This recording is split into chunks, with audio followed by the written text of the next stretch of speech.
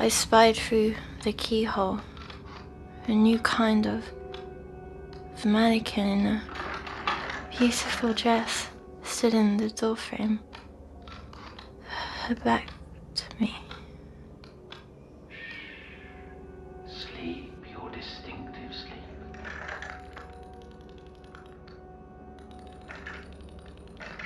Her little movements were stiff, mechanical. Her body was still while her neck began to twist.